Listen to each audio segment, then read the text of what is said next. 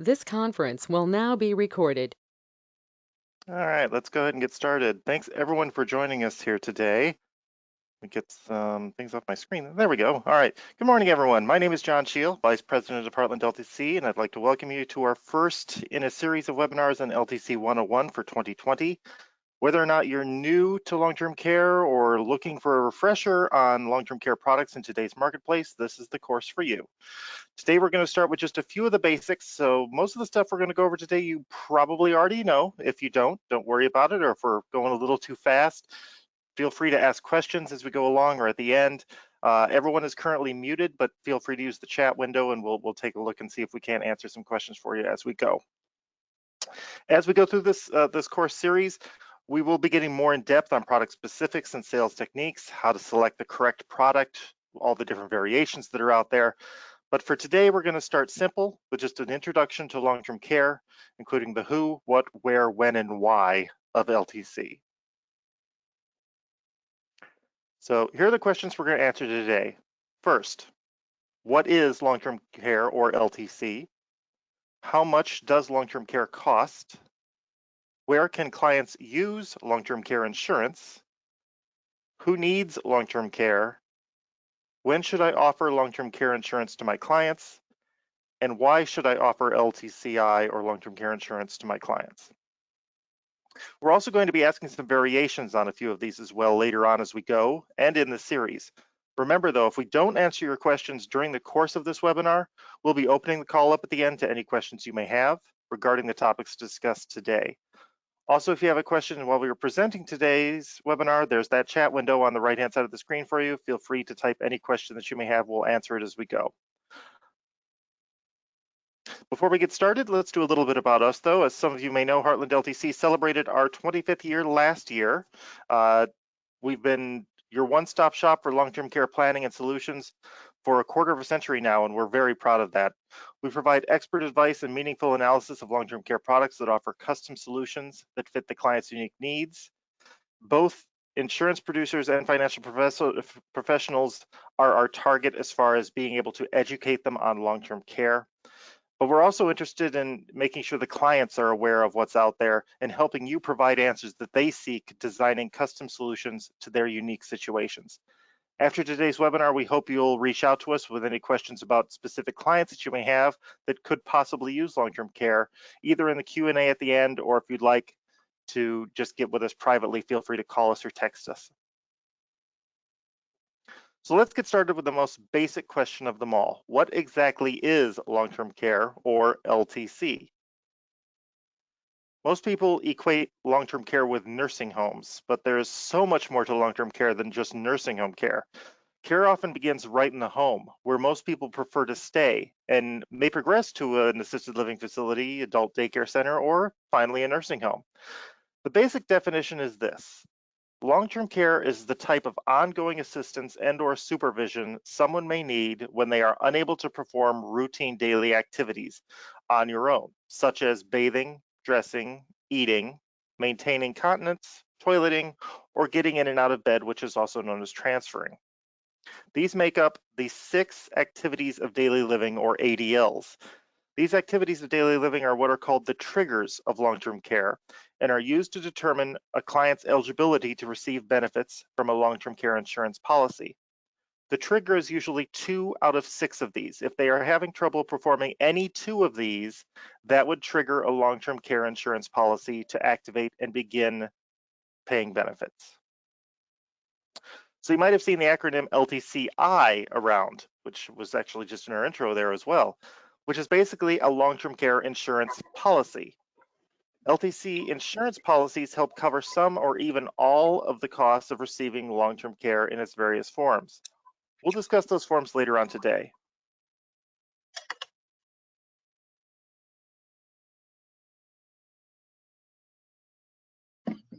There are 2 main types of traditional long-term care policies. Reimbursement, which pays only the expenses which have been incurred, and indemnity, which pays the insured cash, which in most cases allows the client to spend it on anything they wish, not just long-term care expenses, but paying somebody to come over and mow the lawn or clean the house. other things that may need to be taken care of but may not have the money for. These policies are usually a little bit more expensive because they are so flexible in that regard. So keep that in mind as we look at things here. So what triggers a long-term care policy? Well, long-term care insurance activates when a doctor certifies the insured to be what is called claim eligible, or eligible to go on claim with the insurance company and begin receiving benefits. This is the 2 out of 6 ADLs that we just discussed. To be claim eligible, the person must usually be unable to perform 2 out of the 6 activities of daily living. And again, here's that list: bathing, dressing, toileting, continence, eating, and transferring. Or the doctor must certify that a severe cognitive impairment exists. This could be some form of dementia, such as Alzheimer's, or another mental illness. Some policies available today utilize a different definition, though, called the critical or chronic illness definition. This definition varies by state. Usually they follow along with the LTC definition of 2 out of 6 ADLs, but it's best to check to make sure that the state rule is the same. And chances are you won't run across any issue with products having this definition, but I thought I'd mention it here just in case, because some of them have it, some of them don't. So when getting to the nitty-gritty of product design, that's where we'll need to start looking closer at that. So exactly how much does long-term care really cost these days? This is the big question. How much am I going to be spending on my future care? Well, let's look at national averages. Now, these are from 2019, the last time the cost of care survey was done by CareScout. Actually, Genworth, even though they are no longer in the long-term care industry themselves, these are numbers that are still done by them. They actually have it handled internally. Surveys conducted every year and published in the fall, reviewing cost of care in 441 different regions across the US, collecting data from more than 15,178 completed surveys of various facilities: nursing homes, adult daycare, assisted living facilities, memory care units. These numbers are from the most recent survey in 2019. So our first question is, does anyone have any guess as to how much a private nursing home room costs per month on the national average? Well, this is $8,517 per month now. It actually has increased by about $300 over last year's numbers. How about an assisted living facility? The average national cost for an assisted living facility is approximately $4,051 per month, also another increase over last year's numbers. In home care, the average national cost for home health care for 6 hours of care for 5 days a week, that's usually the typical amount that is provided, is $4,385 per month. Now remember, these are average costs for facilities across the United States. Each state is different, and even within the state, there are some variations. Just an example, here in Arizona, the highest cost for a private nursing home room is actually right where we are in Phoenix.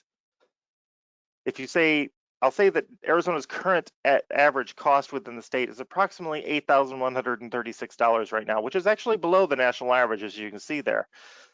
So what does it cost here in Phoenix? Well, that's $9,338 per month, higher than the national average. Another question is, what do you think the most expensive state is to receive long-term care? Now, we did this last year, and the numbers haven't changed. So if you were here last year and took the LTC101 courses, the positions haven't changed. I should say that. The numbers have changed. Everything's kind of gone up, but the position of the states has not changed. So just looking at statewide averages for private nursing home room, where do you think the most expensive place to get care is going to be? So go ahead, pick a state in your head, and we'll see if you're correct.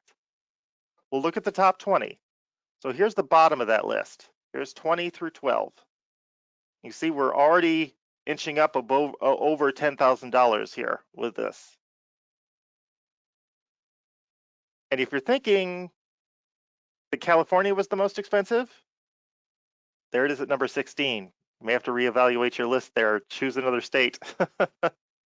So let's move up this list a little bit. Let's kind of bring these down and let's start taking a look closer into the top 10s. See those numbers getting a little higher there. We're passing into the 11,000s, almost into 12,000 now with New Jersey. Whoops, that is not good. Get that from ringing in your guys' ear.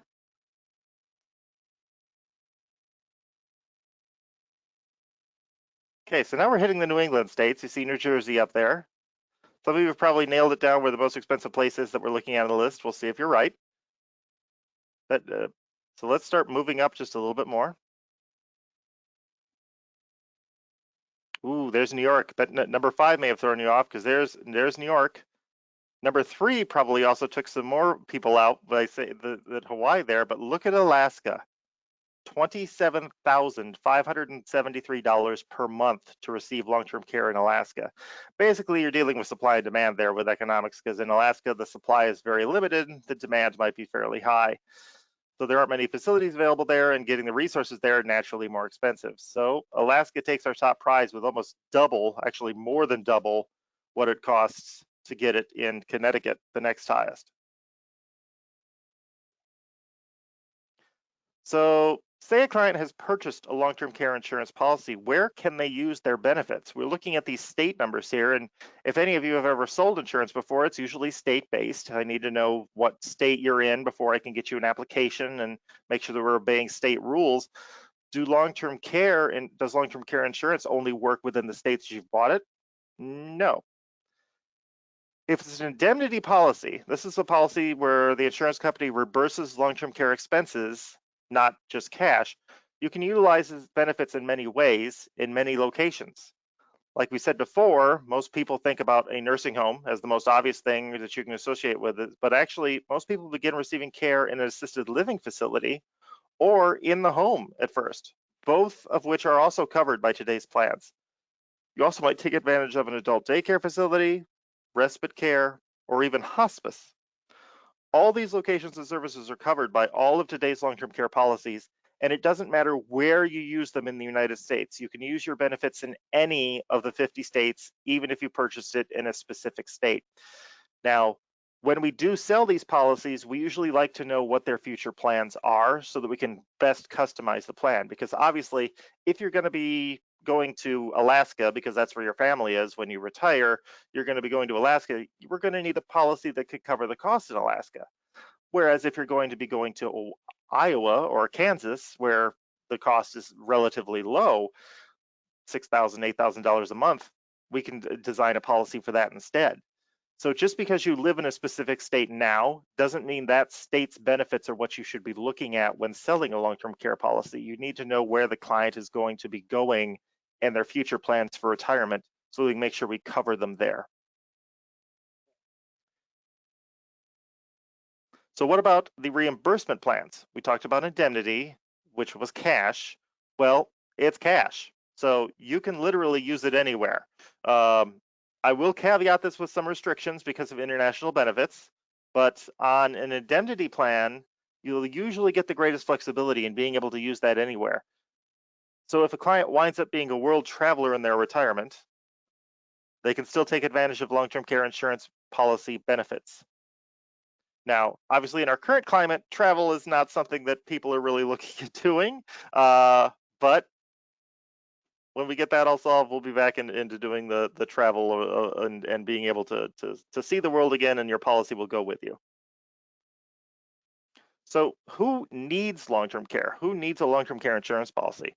Well, the short answer is that anyone may need it, either from an accident or an illness. Anyone at any age could potentially require ongoing assistance with these activities of daily living that we talked about earlier. So everyone should really have long-term care insurance. However, it is most commonly associated with aging and senior planning, and that's because it's estimated that 70% of people over the age 65 will require long-term care at some point. That number may seem high, but when we look at the medical advances made in recent years, things that would previously result in death, I'm talking of like heart attacks, cancer, strokes, these things are now survivable. We don't die from them immediately anymore. So thanks to these advances, we're living longer, but that also means now we're going to need some long-term care to cover that when we actually are in our recuperation phase. And we're getting more into surviving health conditions when we talk about objections to buying long-term care policies later in this class. when somebody's healthy, they're like, oh, I don't need that because I'm super healthy. Well, we'll talk about that later on as to why that's not exactly a good answer. So when's the best time to offer a long-term care, or when's the best time to buy a long-term care insurance policy? Well, we're going to look at two variations here. First is the one we'll call the ideal client. They are between ages 45 and 55, and I'm sure some of you are thinking that's way too soon. Clients won't be thinking about long-term care in their 40s. Then that goes back to education, though. Whether your clients are thinking about it on their own or not, you should be starting the conversation regarding their future plans about now, because they need to plan for their retirement. They'll be retiring in 20 years. If they're 45 and they plan to retire at 65, they're already starting to plan for that retirement and making sure their nest egg is all good to go. So shouldn't they be working on how to cover their cost of care during that same period of time? Whether your clients are thinking about it on their own or not, you should start the conversation about their future plans. It's said people should begin this plan in their 40s. So long-term care should obviously be a factor in that. And it could be a significant financial burden if it's left undiscussed or unplanned for. Obviously, we're looking at non-smokers with good height weight. And a person in great physical health is a perfect candidate as well. Again, objections are probably popping into your head, but they're healthy. Why would they need long-term care insurance? It's because they're healthy that they most likely will be needing a long-term care plan.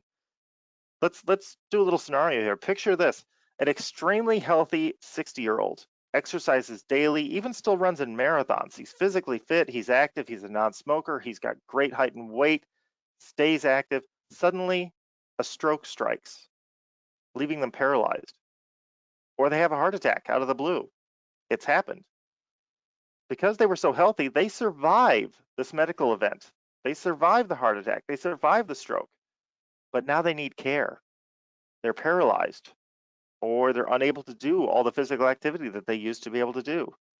Things that could have killed them are now survivable. And those that survive them usually require some form of long-term care afterwards. Obviously, that client is pretty hard to find. Someone who's in good health, it's pretty, this scenario is the ideal client, obviously. It's very hard to find that person. Or once you do find them, it's very hard to convince them that they really do need long-term care. So let's get back into reality and start talking about our average client that we're seeing today. We're seeing ages usually mid 60s is when we start seeing applications come in. We're still seeing non-smokers though, mainly, but smokers are still available and you can get a long-term care insurance policy. In fact, I'm going to go a little bit off on a side note here. The smoker class now includes recreational marijuana with most of our carriers. So things that were outside of or out of bounds or outside the realm of possibility as far as getting a plan now are available. Now, there are some caveats with that, obviously, and there are some other things going on, but medical marijuana is not an automatic marijuana is not an automatic red flag. Medical marijuana is an automatic red flag. Now, you're probably thinking, how in the world is that possible? Recreational use implies that you actually don't need it, that you don't have a pain level or other condition that requires a prescription of medical marijuana, whereas usage of medical marijuana implies that you have some condition that is major pain relief, and they would totally decline on that because of that possible condition. You must have a major condition. Height weight, we're still trying to keep within normal limits. Like, obviously, we've got charts that show where you can go, and we can still get some people in that are overweight or underweight. So that's not always happening, but on average, they're usually pretty good. And a lot of them have mild health challenges now, arthritis, cancer in their history. They've a history of various other ailments. Obviously, these are two very broad categorizations from the ideal client to the average client. We're looking in quite the range there. So I do want to illustrate the one common factor that causes most of these differences: time. It's what we call the cost of waiting, and it winds up being potentially deal killing in long-term care insurance sales. If you look at our ideal client, that started at 45. The average client is 2 decades later. A lot can happen in 20 years, including health diagnoses that make it harder to get long-term care, or make your premiums go up because we've had to rate you into select or a substandard class because you're no longer as healthy as you were.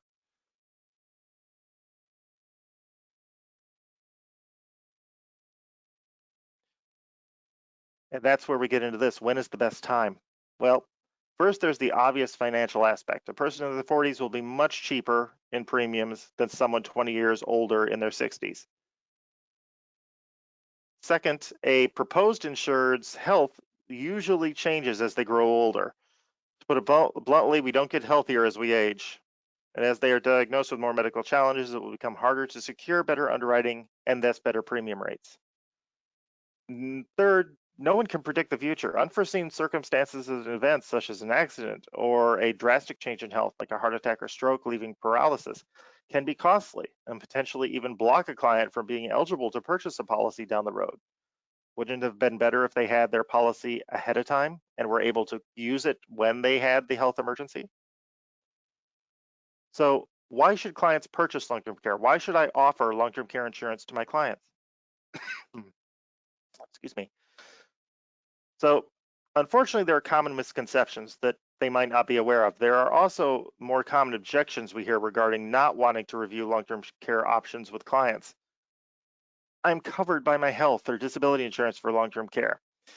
Actually, you're not. Health or disability insurance will help with a short-term illness, but if they need care for more than a few months, most of these insurance plans don't cover them. And disability insurance is designed only to replace lost income, not cover the cost of care. So while you're on disability and not working, you're not getting a paycheck. Disability insurance is paying for that, but who's paying for your care while you're also not working? Another common misconception is the government programs will pay for my care. There's two programs that people think about when they talk about the government paying for their care. Those are Medicare and Medicaid. They do provide long-term care, Medicaid specifically, but they are very, very restricted. For example, Medicare acts as gatekeepers, providing some services and only over a limited period of time. Medicaid provides more care, but they need to spend down their assets to qualify, placing the client's family at or below the poverty level. And then care is determined still by the government. Choices are out of the patient's hands. As you may have seen a couple weeks ago, actually, I think it may have been, no, it was 2 weeks ago, we did a blast email on a New York Times article about the daughter trying to honor her father's last wish. That article's been around for a while now. We use it frequently because it is such a tragic circumstance where they relied on the government, and because of the rules, they couldn't honor the father's last wish simply to die at home. He was going from nursing home to hospital to nursing home to hospital. It goes into great detail about how broken the system is that's provided by the government. We put a link to that article in the newsletter a few weeks ago. If you did miss it, please drop me an email, give me a call at the end of today's webinar. I'll be happy to forward it back on to you. Another common misconception, family members can be my caregivers. And it is estimated that 66 million Americans care for an aging, seriously ill, or disabled family member. Unfortunately, they often report stress, loss of sleep, poor personal health, sometimes even have been forced to give up their own jobs in order to have enough time to care for their family member. Sometimes this can be a huge burden a client may not want to place on a family member. The first question I would ask is, have they actually discussed this with their family members? Are their family members willing to take on all the tasks of being caregivers? Remember those activities of daily living? The most common ones that we hear objections to from family members are toileting, dressing, transferring. Are you willing to let your family members do those for you? I've had personal experience in this area with my mom, actually. So she was diagnosed with Alzheimer's. I spoke in depth on this in State of the Industry webinar last year. If you missed that, again, we have that recorded. But we basically had to make some tough decisions with my mother with Alzheimer's, and we were relying on government programs to help because they did not have long-term care insurance. And it was a struggle to get qualified. It was a struggle to get her into a place where she was receiving the care that she needed. And it was very difficult for the family to have to deal with that. for the year or so before that even happened, where we had to be caregivers. Another one, I can pay for care out of pocket. To this one, we say do the math. In some financial situations, a client may actually have the assets necessary to afford the own care. However, if that answer is yes, that they can afford their own care, wouldn't it be better to leverage some of that risk in a different vehicle other than cash? The problem that you run into there is I've got a huge nest egg. You can burn through that very quickly with the cost of long-term care. Insurance itself is far cheaper than the actual cost of care. So wouldn't it be better to leverage the insurance company's money to help pay for your care rather than blow through your nest egg very, very quickly? In the end, all of these options fall apart. That's why long-term care insurance plays an important role in your client's financial and retirement plans. So what about long-term care insurance? What can it do for you? Well, it can help protect those retirement income and assets by providing extra funds to cover their care needs. They will retain their retirement assets, retain that nest egg that otherwise may have to be used to pay for care.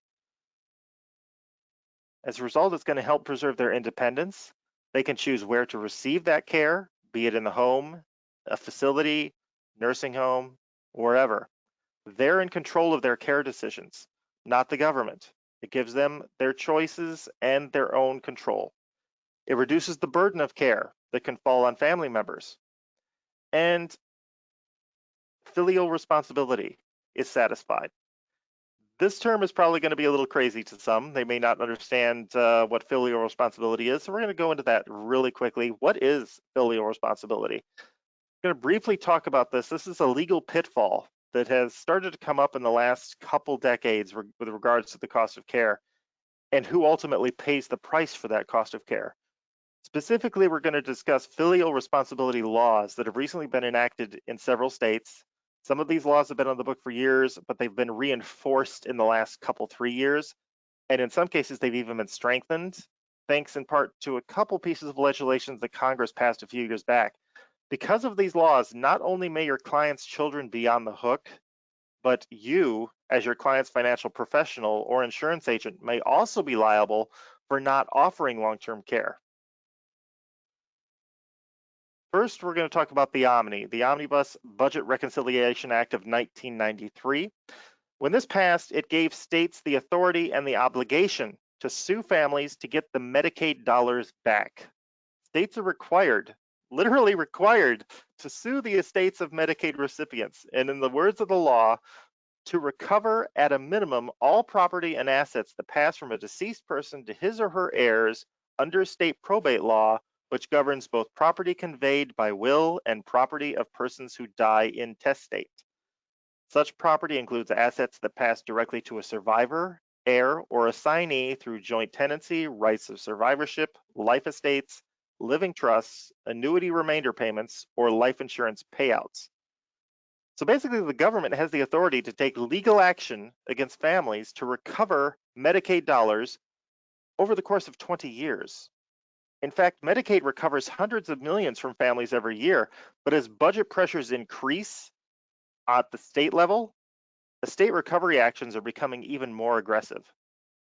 In 2005, they only strengthened these rules more so that now we get things like this. In 2012, John Petus, a 47-year-old restaurant owner, was sued by a nursing home company for $93,000 in expenses incurred by his mother over a 6-month period after she was denied Medicaid eligibility. So now, this wasn't even the state government using the law to regain Medicaid costs, but a nursing home, because she wasn't ultimately eligible for Medicaid while she was at the nursing home. They put her in the nursing home before she was actually qualified, and the son was forced to pay for this bill. He appealed it all the way to the Pennsylvania Supreme Court, who in 2013 declined to hear the case, so the Superior Court ruling stood, and he had to pay $93,000 for her care. Now, due to these filial responsibility laws, we're starting to see lawsuits pop up on behalf of children of clients as well. because they're on the hook due to these financial responsibility laws. They're suing insurance agents and planners for not selling long-term care plans. As you can see above, one such agent reported having one of his best client's family members call him and threaten him with legal action if he couldn't prove that he had discussed making a long-term care plan with his client.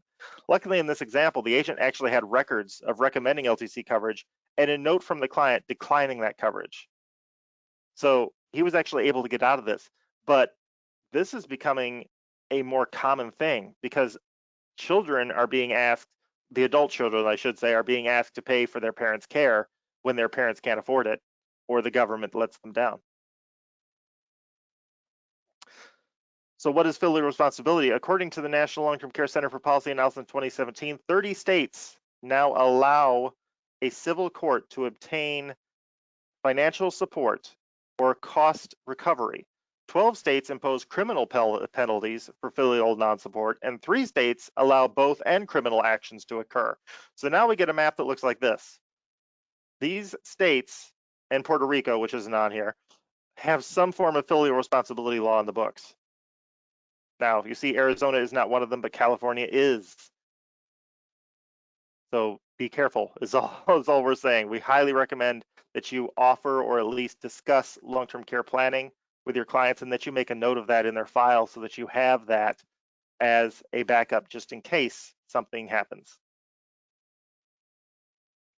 So we highlight filial responsibility as one of the major reasons you should be offering LTC to your clients, but really as good stewards of our clients' financial futures, shouldn't we offer the best suited products available to them to help preserve their nest egg in the face of escalating costs of care and unforeseen events?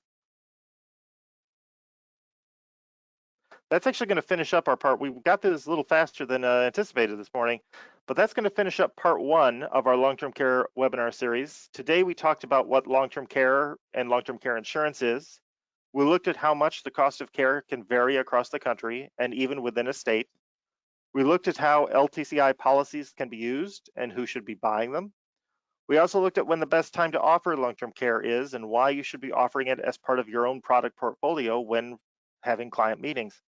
Over the next few weeks, we're going to be diving into more details on long-term care. Here's our upcoming schedule of topics. You'll notice these are happening every 2 weeks. Last year we did this every week and it kind of was a little bit crunched in there. So we're actually spreading these out. So every 2 weeks, we will be holding a new episode. Next week's episode is long-term care policy features. We're going to be diving into more details on the specific long-term care policies that are out there, including traditional LTC, which is what most common LTC plan that's out there, which is standalone long-term care only, as well as hybrid plans, which have some other attachment to it, be it a life insurance policy or an annuity, as well as linked benefits, which is a life insurance policy that has long-term care linked to it. Now, if I'm throwing a bunch of stuff out at you and you're getting confused, don't worry. We'll be going all into those details in 2 weeks on the 25th. We're going to take apart a specimen contract of the policy as well, see what's extra, what features are in there, what's available today from the top long-term care companies, what options are available in there. And don't worry if you miss a live webinar. If you miss any one of these, they are going to be recorded, and the recorded versions of these classes will be available the day after each of webinar. Now, because you guys are on this call today, we're going to give you the special hookup of being able to register for the courses first so that you can reserve your seat. So everyone that was in the meeting today, you guys are going to get an email from me in about an hour with the registration link for episode 2 LTCI policy features that will occur on March 25th. And then after a couple days, it will open up to everybody else. But we wanted to give you guys the first crack at getting in on episode 2. If you know someone who could benefit from this webinar series, someone who may not know that much about long-term care or may want to be getting into long-term care, who you think should be in long-term care, maybe a business partner, maybe a business relationship that you have that you would like to perhaps get some referrals from, please feel free to invite them to our webinar courses. These are not specific to anyone that's already licensed. It can even be an unlicensed person. They can come in and review and see what long-term care is. These are producer-based though. They are not specific for clients. So please don't invite clients in here because we will be discussing some things that are more producer-based than they are client-based. But if you know someone that could benefit from this, feel free to share this webinar once we get the recording out, as well as feel free to forward them our registration emails or invite them to any of our future webinars on LTC 101. With that, we're going to call it a webinar. If anyone has any questions about what we've discussed today or about specific client information, feel free to use the chat window. I'm going to go ahead and open up the meetings phone lines as well in case anyone would like to speak that way, and we'll see if anyone has any questions.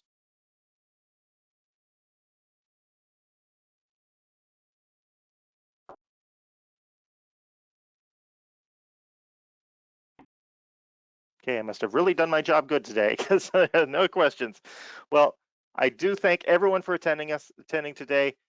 Again, my name is John Scheel. I am the Vice President here at Heartland LTC. If you have specific questions you'd like to discuss that are more client focused, that you prefer to do that in private, feel free to contact me at any of the numbers you see on the screen there. You also may text these numbers as well. We now have a texting system, so if you actually send a text to either our 800 number or our 602 local number, they will come directly to us and we can answer questions that way as well. Maybe you're in a meeting with a client and you need a quick question answered, you can send a text and we'll get on that right away.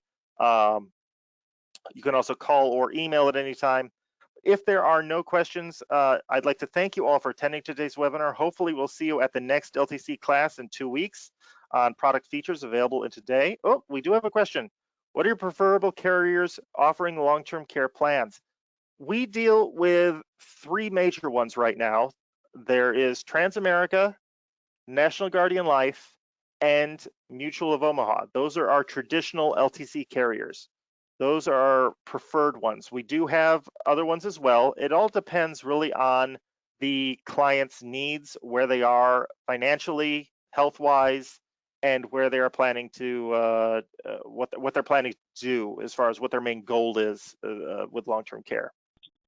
On the not so traditional side, on the hybrid side, we get into things like One America, Lincoln's MoneyGuard, Nationwide's Care Matters. On the linked benefit side, where it's life insurance with an LTC rider, we're into John Hancock, Nationwide. We pretty much have a wide suite of products that we can do depending on what the specific needs of our clients are. We're actually going to be discussing that later on in another course as well, as far as selling long-term care. We'll get into selecting the appropriate product, and we have a new tool we're going to be launching in that webinar as well. Can you be dually contracted with Transamerica or Mutual of Omaha if currently contracted to offer non-LTC products? Yes. Mutual of Omaha and Transamerica both offer dual contracting, so that they actually have, you set up a different contract to go to the other division of the company. That is entirely possible with both of them, yes. So if you're already contracted to do life insurance with Mutual of Omaha or life insurance with Transamerica, and you want to sell long-term care, you can do that.